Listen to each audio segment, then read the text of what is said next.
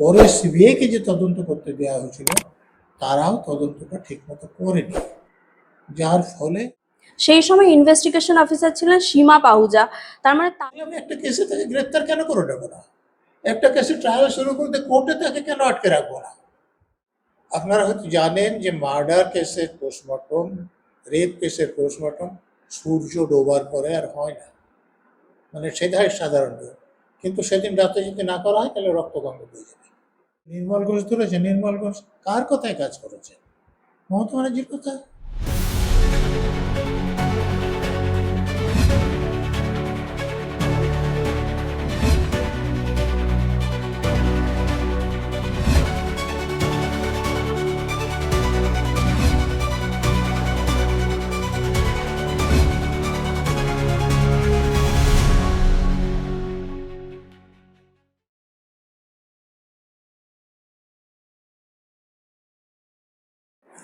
Sir, প্রথমেই আপনাকে CM news মিডিয়ায় স্বাগত। আমরা দেখলাম যে এই প্রথমবার এক সপ্তাহ ধরে স্বাধীনতা দিবসের কর্মসূচি পালন করা হলো। নতুন প্রজন্মের মধ্যে এই প্রভাব কতটা পড়বে বলে আপনার মনে হয়? দেখুন, স্বাধীনতা এটার জন্য একটা মানসিক গঠন সব থেকে আগে দরকার, না হলে স্বাধীনতা অর্থহীন। তা আজ থেকে ৭৯ বছর আগে আমরা স্বাধীনতা অর্জন করেছি। কীভাবে অর্জন করেছি? আমরা হঠাৎ করে, যেমন নেতাজির আজাদিন বাহিনী দিল্লি চলো বলে দখল করে নিচ্ছিলেন, তার প্রভাব এটা হয়েছে। কিংবা আমাদের এখানে যেসব যুদ্ধ করে স্বাধীনতা আদায় করার অনেকগুলি গোষ্ঠী ছিল, তাদের জন্য হয়েছে। কিন্তু আসলে এটা হলো কি করে, যে ব্রিটিশ সরকার আমাদেরকে স্বাধীনতা দিল। সেটা ৪৭ সালের ১৮ July British parliament Indian independence act বলে একটা আইন পাস করল। সেই অ্যাক্ট অনুসারে ১৫ই আগস্ট অবিভক্ত ভারত থেকে ইন্ডিয়া এবং পাকিস্তান দুটো ডোমিনিয়ন সৃষ্টি হলো। তো প্রথমে তো যে অ্যাক্ট ছিল তার একটা শিডিউল ছিল, সেই শিডিউলে পাঞ্জাব এবং বাংলা ভাগ হয়েছে। তো এই দুটো রাজ্যের কোন জেলাটা ভারতে থাকবে, কোনটা পাকিস্তানে যাবে, তার একটা তালিকা ছিল। কিন্তু সেই তালিকাটাই চূড়ান্ত হয়নি। যেমন বলছে আমার বাড়ি মুর্শিদাবাদ, সেই অ্যাক্টের তালিকায় কিন্তু মুর্শিদাবাদ পাকিস্তানে ছিল। আবার এই অ্যাক্টের তালিকায় খুলনা ইন্ডিয়াতে ছিল। কিন্তু যে র্যাডক্লিফ কমিশন বাউন্ডারি দাগানোর জন্য যেটা হয়েছিল, তিনি যেটা করলেন, মুর্শিদাবাদটা ইন্ডিয়াতে রেখে দিলেন, খুলনাটা পাকিস্তানে রেখে দিলেন। এরকম আরও অনেক কিছু অংশ কেটে কেটেও দিয়েছে। যেমন আজকে আপনারা যেটা বনগাঁ সাব ডিভিশন জানেন, সেটা আসলে ছিল যশোর জেলার অংশ। সেখান থেকে কেটে এখন যে অবস্থায় আছে সে অবস্থায় দিয়ে দেওয়া হলো। তো সেরকমভাবে আমাদের দেশ দ্বিখণ্ডিত হয়ে স্বাধীন হলো এবং পরবর্তীকালে পাকিস্তান ভেঙে আবার দুখণ্ড হয়ে বাংলাদেশের জন্ম হলো। এখন যেটা অবিভক্ত ভারত ছিল সেটা ৩টে রাষ্ট্র। আপনার কি মনে হয় না যে এই ইতিহাসের কথা আপনি বললেন, এই ইতিহাস নতুন প্রজন্মের মধ্যে ছড়িয়ে যাক? এই ইতিহাসটা নতুন প্রজন্মের লোকদের জানা উচিত যে কেন এটা হলো। যেমন আমার প্রথমে মনে এই ভাবনাটা এসেছিল, আমার দেখবেন সাহিত্যে যেটা আমার প্রথম পুরস্কার, আনন্দ পুরস্কার, বাংলায় হিন্দু মুসলমান সম্পর্ক বলে একটা বই ছিল। তো সেখানে আমি ভূমিকাতে এটা পরিষ্কার লিখেছি যে আমার বাবা বা পাশের গ্রামের আনন্দ কাকা কি গোপাল দাদু আমার বাবার কোনোদিন ক্ষতি করবে, এটা আমাদের ভাবনায় ছিল না। বা আপনার ভাবনা এটাও ছিল না যে আমার বাবা আনন্দ কাকার বা গোপাল দাদুর কোনো ক্ষতি করবে। বরং আমরা এটা জানতাম যে আমার বাবা যদি কোনো বিপদে পড়ে তারা তাকে রক্ষা করবে। সেরকম তাদের কেউ যদি বিপদে পড়ে তাহলে আমার বাবা তাদের জন্য রক্ষা করবে। এইটা দেখেই আমি বড় হয়েছি। পরবর্তীকালে আমার যে মনে হলো তাহলে দেশটা ভাগ হলো কেন। তো তখন আমি কিছু যে পড়াশোনা আলোচনা করতে শুরু করলাম, একটা সময় এসে আমার মনে হলো যে আমি এই ব্যাপারটা বুঝতে পেরেছি যে দেশের তথাকথিত অশিক্ষিত লোকরা যে রোগের দ্বারা আক্রান্ত নয়, শহরের উচ্চশিক্ষিত লোকেরা সেই রোগ দ্বারা খুবই গভীরভাবে আক্রান্ত, এবং যার ফলে দেশটাকে তাদের ভাগ করে নিতে হয়েছিল। তো আমাদের যারা নাগরিক আছেন তাদের এই ব্যাপারটা নিয়ে সচেতন করার দরকার আছে যে এরকম যেন আর না হয়। আমরা দেখলাম যে নতুন রাজ্য সরকার এই দেশের বিভাজন বিভাজন বিভীষিকা বলে একটি প্রোগ্রাম করলেন, কিন্তু আগের রাজ্য সরকার এই ধরনের কোন রকম উদ্যোগ নেয়নি। তাহলে কি তারা চাইছিল যে দেশের ইতিহাস যেন সাধারণ মানুষের মধ্যে ছড়িয়ে না পড়ুক? দেখুন, এটা তো রাজ্য সরকার বলে কথা হয় না। রাজ্য সরকারি পদে কোন দলের নেতারা ছিলেন, অর্থাৎ শাসক দলের লোকেরা, তো তাদের তো এক একটা দলের ক্ষমতায় আসা বা ক্ষমতায় টিকে থাকার জন্য এক এক রকম তারা কর্মসূচি নেন, সেটা তারা খুব ভালো বলতে পারবেন। কিন্তু আমি ব্যক্তিগতভাবে মনে করি যে আমাদের দেশের যেটা ইতিহাস, সেটা সাধারণ মানুষের সঠিকভাবেই জানা উচিত। আপনি একটু নেতাজির কথা বলছিলেন। আমরা দেখছিলাম বেশ কিছুদিন ধরে নেতাজিকে নিয়ে সোশ্যাল মিডিয়ায় অপপ্রচার চালানো হচ্ছিল, আপত্তিকর মন্তব্য করা হচ্ছিল। এমনকি বিজেপির রাজ্যসভার সাংসদ অনন্ত মহারাজ তিনিও নেতাজিকে নিয়ে মন্তব্য করেছেন। ওনার বঙ্গবিভূষণ সম্মান কেড়ে নিয়েছে নতুন রাজ্য সরকার। আপনার কি মনে হয় না যে ওনাকে গ্রেফতার করাটাও প্রয়োজন? দেখুন, একটা টিভি চ্যানেলে এটা নিয়ে যখন আলোচনা হচ্ছিল, তখন একজন প্যানেলিস্ট বলেন যে উনি এমপি। তাই আমি বললাম, এমপি হওয়ার জন্য তো গ্রেপ্তার করতে কোনো মানা নেই।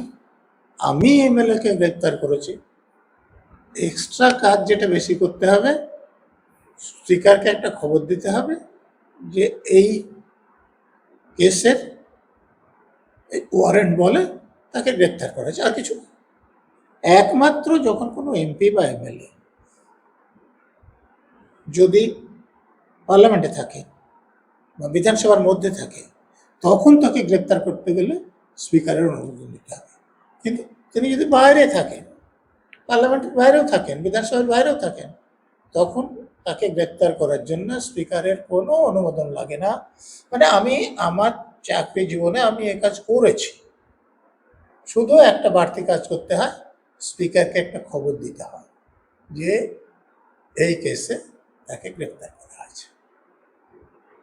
না, এখন যদি অনন্ত মহারাজ বা যেভাবে পাবলিক সার্ভেন্ট যারা রয়েছে তারা যেভাবে রক্ষা কবচটাকে নিয়ে মানে হাইকোর্টের দ্বারস্থ হয়ে রক্ষা কবচ নিয়ে আসছে, আপনার কি মনে হয় যে এই রক্ষা কবচ শুধুমাত্র পাবলিক সার্ভেন্টদেরই প্রাপ্য, নাকি সাধারণ মানুষেরও প্রাপ্য এই রক্ষা কবচ?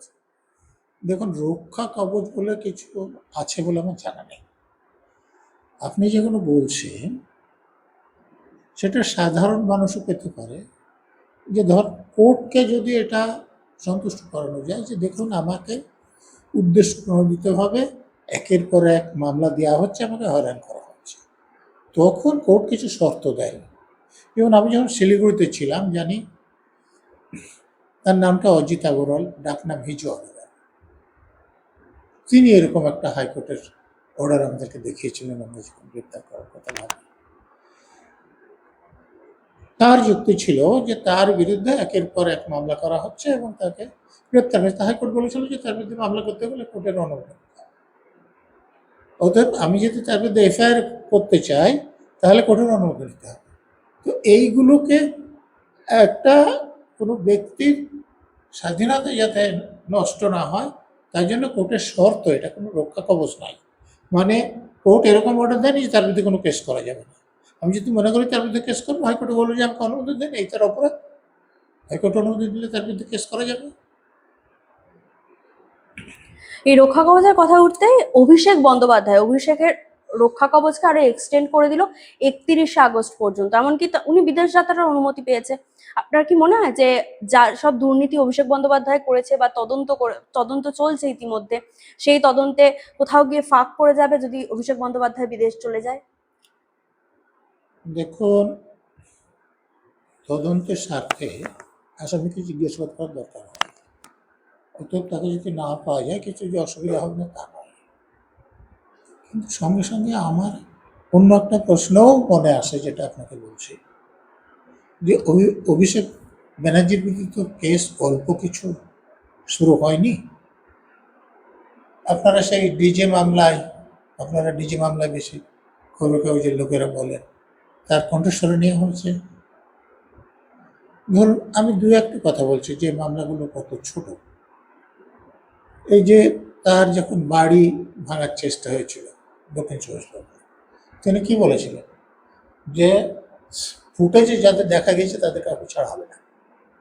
তারপরে বলেছিলেন যে তৃণমূল যদি ক্ষমতায় আসে একটা বিজেপি পার্টি অফিসে থাকবে না। এটা তো অপরাধ। দেখুন তিনি এটা বলেছিলেন যে মমতা ব্যানার্জির ইন্ডিয়া অ্যালায়েন্সের সরকার ক্ষমতায় এলে ঘরে ঢুকে মারবে।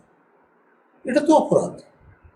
তিনি বলেছিলেন দেশের স্বরাষ্ট্রমন্ত্রীকে যদি বাবার যদি বেটা হন, বুকের যদি পাটা থাকে, তাহলে কত সে একটা তারিখ দিয়ে বলেছিলেন যদি 12টার পর এখানে উপস্থিত থাকবে। এটা তো অপরাধ। এই মামলাগুলো শেষ করতে ক বছর সময় লাগে? তো ধরুন আমি যেটা বলছি যে একটা বিজেপি পার্টি অফিসে আসতে থাকবে না, তার কণ্ঠস্বরের নমুনা ইতিমধ্যে তদন্তকারী সংস্থার কাছে আছে। এই ভয়েসটা যদি ম্যাচ করে নেওয়া যায় তাহলে তার কণ্ঠস্বর, এবং তাহলে তো তার বিরুদ্ধে চার্জশিট দেওয়া যায়। তাহলে একটা মামলাতেও তার বিরুদ্ধে চার্জশিট দিয়ে তার ট্রায়ালটা কেন শুরু করাচ্ছে না তদন্তকারী সংস্থার লোকেরা? এটাও তো প্রশ্ন করতে হবে। কোর্টের মনে এটাও তো প্রশ্ন জাগবে যে এটা কেন তারা করছে না। তাই তদন্তে গাফিলতি রয়েছে। গাফিলতি কি না সেটা যিনি সেই তদন্ত সুপারভাইজ করছেন তিনি বলতে পারবেন। কিন্তু আমি বলছি তদন্তকারী অফিসারদের যদি লক্ষ্য হয় যে অভিষেক ব্যানার্জি বাইরে যাতে না যায়, তাহলে আমি একটা কেসে তাকে গ্রেপ্তার কেন করে নেবো না? একটা কেসে ট্রায়াল শুরু করতে কোর্টে তাকে কেন আটকে রাখবো না? তিনি বাইরে চিকিৎসা করাতে যাওয়ার আবেদন কেন বারবার, একবার হাইকোর্ট তারপরে সুপ্রিম কোর্ট আবার হাইকোর্ট আবার সুপ্রিম কোর্ট করতে পারবেন? তার কাছে কি সুযোগটা থাকবে না যে কোর্টে ট্রায়াল হচ্ছে? অন্যদিকে দেখছি আরজিকর মামলা নতুন করে তদন্ত শুরু করা হয়েছে, নির্মল ঘোষকে গ্রেফতার করা হয়েছে ইতিমধ্যে। তাহলে কি এবার তড়িঘড়ি যে দেহ সৎকার করে দেওয়া হয়েছিল সেই সব উত্তর মিলবে যে কেন এত তাড়া ছিল দেহ সৎকারের? যদি তদন্তকারীরা সেটা বের করতে চান, এই ব্যাপারে তো কোনো সন্দেহ নাই যে তৎকালীন স্বাস্থ্যমন্ত্রী ছিলেন মমতা ব্যানার্জি। তার অধীনেই প্রিন্সিপাল, এমএসভি বা অন্যরা প্রমাণ লোপাটের চেষ্টা করেছে। পুলিশ মন্ত্রী ছিলেন মমতা ব্যানার্জি, তিনি তো রাত 2টো পর্যন্ত সব মনিটরিং করেছেন। তো তার নির্দেশেই পুলিশের লোকেরা প্রমাণ লোপাট করেছে। তো এই যে নির্মল ঘোষরা তার সঙ্গের লোকই সেই দিন রাত্রেই পোস্টমর্টম করতে হবে, নাহলে রক্তগঙ্গা বইয়ে দেব। আপনারা হয়তো জানেন যে মার্ডার কেসের পোস্টমর্টম, রেপ কেসের পোস্টমর্টম সূর্য ডোবার পরে আর হয় না, মানে সেটাই সাধারণ নিয়ম। কিন্তু সেদিন রাতে যদি না করা হয় তাহলে রক্তগঙ্গা বয়ে যাবে। সেটা করা হলো। তারপর তার মা বাবা থানায় বসে আছেন, পার্টির লোকেরা, পুলিশের লোকেরা ডেড বডি নিয়ে চলে গেল। আমি তার বাবাকে ঘুষ দেওয়ার কথা ছেড়ে দিলাম, কিন্তু ডেড বডিটা শ্মশানে নিয়ে যাওয়া হলো। সে শ্মশানে আগে থেকে অন্তত 2টো মৃতদেহ ছিল লাইনে। মানে তাদের কি অপরাধ ছিল যে তাদেরকে বাদ দিয়ে এই মহিলা ডাক্তারের মৃতদেহটা চুল্লিতে চড়িয়ে দেওয়া হলো? সেটাও সেই চড়ানোর জন্যে যে বাবা মার কাউকে সই করতে হলো না। মানে নির্মল ঘোষ এবং তার সেক্রেটারি সে সইও করে দিলেন। এবং তারপরে চুল্লিতে যখন দেহটা ঢুকে গেল তখন নির্মল ঘোষ বলছেন ওয়েল ডান মাই বয়। ওয়েল ডানটা কি? ওয়েল ডান এইটাই যে আর দ্বিতীয়বার পোস্টমর্টম করে কোনো প্রমাণ আমাদের বিরুদ্ধে জোগাড় হবে না, অর্থাৎ ধামাচাপা হয়ে গেল। তার মানে নতুন করে তদন্ত করলেও তদন্তে তো কিছু ফাঁক থেকেই যাবে। তদন্তে কাজ থাকবে, কিন্তু যারা এরকম অপরাধ করেছে তাদের সাজা হওয়ার সম্ভাবনা আছে। যারা মহিলাকে ধর্ষণ অথবা খুন এবং ধর্ষণ করেছিল, তাদের নতুন করে শনাক্ত করে সাজা দেওয়া সম্ভব কিনা সে ব্যাপারে আমার সন্দেহ আছে। কিন্তু যে পুলিশ অফিসাররা, যে এরকম পার্টির নেতারা, যে পুলিশের অফিসাররা বেআইনিভাবে কাজ করেছিলেন, তাদের সাজার কিন্তু ব্যবস্থা হবে। আপনি বললেন যে মমতা বন্দ্যোপাধ্যায় রাত 2টো অবধি মনিটর করেছেন, উনি নিজেও বলেছেন যে উনি মনিটর করেছেন সারা রাত ঘটনার দিন। আপনার কি মনে হয় না যে মমতা বন্দ্যোপাধ্যায়কেও তদন্তের আওতায় আনা উচিত? অবশ্যই আনা উচিত। আমি এটা তো অনেক দিন আগে থেকে বলে আসছি। এই যে নির্মল ঘোষ ধরেছে, নির্মল ঘোষ কার কথায় কাজ করেছে? মমতা ব্যানার্জির কথায়। তো অতএব নির্মল ঘোষ তো একটা দাবার বোড়ে, মানে কিং কুইন তো মমতা ব্যানার্জিরা। তো তাদেরকে না ধরলে তদন্ত সম্পূর্ণই হবে না। এখন দেখা যাচ্ছে যে সেই রাতে সেখানে যারা উপস্থিত ছিল বা সিসিটিভি ফুটেজে যাদের দেখা গেছে, প্রত্যেককেই তদন্তের জন্য ডাকা হচ্ছে। তাহলে আগে যখন তদন্ত শুরু হয়েছিল তখন কেন তাদেরকে ডাকা হয়নি? দেখুন, কলকাতা পুলিশ যে কদিন তদন্ত করেছিল, তো উদ্দেশ্যই ছিল যে আমরা প্রমাণ লোপাট করবো, প্রমাণ জোগাড় করবো না। তো তখন ডাকার কোনো তাদের খরচই ছিল না। পরে সিবিআইকে যে তদন্ত করতে দেওয়া হয়েছিল, তারাও তদন্তটা ঠিকমতো করেনি, যার ফলে সেরকম দরকার পড়েনি। এখন যারা তদন্ত করছেন তারা দরকার মনে করছেন, সেই জন্য ডাকা হচ্ছে। সেই সময় ইনভেস্টিগেশন অফিসার ছিলেন সীমা পাহুজা, তার মানে তার উপরেও কি চাপ ছিল? সেই কারণেই তদন্তটা ঠিক করে হলো না। পুলিশ অফিসারের যদি মেরুদণ্ড সোজা হয়, তিনি যদি সৎ হন, তিনি যদি ঘুষ না খান, তাহলে কোনো রাজনৈতিক নেতার ক্ষমতা নেই তার উপর চাপ দিয়ে বেঠিক কাজ করিয়ে নেন। অধিকাংশ অফিসাররা অসৎ হন, ঘুষ খেয়ে নেন, বা নিজেদের অবৈধ সুবিধা বজায় রাখার জন্য রাজনৈতিক নেতাদের কথা শুনে কাজ করেন। সেই জন্য এরকম হয়। তাহলে তো এই তদন্তে সীমা পাহুজা থেকে শুরু করে বিনীত গোয়েল, রাজীব কুমার, প্রত্যেককেই তদন্তের আওতায় আনা উচিত। অবশ্যই আনা উচিত। এই যে যেভাবে তদন্তটাকে প্রভাবিত করা হয়েছিল, আপনি যার নাম বলছেন তার পরামর্শে হয়েছিল বলে আমার খবর। তো অতএব তাকে যদি জিজ্ঞাসাবাদ না করা হয়, তাহলে তো তদন্ত সম্পূর্ণ হবে না। আগের রাজ্য সরকারের কোথাও ভয় ছিল যে আরজি কর কাণ্ডের পাশাপাশি হয়তো সেই আরজি কর হসপিটালে হওয়া অন্য দুর্নীতি বা অন্য চক্রান্ত উঠে আসতে পারে ঠিক মতো যদি তদন্ত করা হয়। সেই ভয় না থাকলে এই যে আমাদেরকে মহিলা পিজিটিকে নিহতই হতে হতো না। কারণ মমতা ব্যানার্জি স্বাস্থ্যমন্ত্রী, প্রিন্সিপাল, এমএসভিপি, এরকম লোকদের মাধ্যমে যত প্রকারে পারা যায় টাকা তোলাতে ব্যস্ত ছিল। তো অতএব দেখবেন যে সন্দীপ ঘোষকে যখন ডাক্তারবাবুদের আন্দোলনের চাপে বদলি করা হলো, সঙ্গে সঙ্গে কয়েকটার মধ্যে অন্য একটা মেডিকেল কলেজে প্রিন্সিপাল করে দিল। কেন? যে তিনি যদি অসন্তুষ্ট হন আর যদি বলে দেন যে আমি এটা স্বাস্থ্যমন্ত্রীর নির্দেশে করেছি, তাহলে বুঝতে পারছেন যে বিপদটা কার হবে।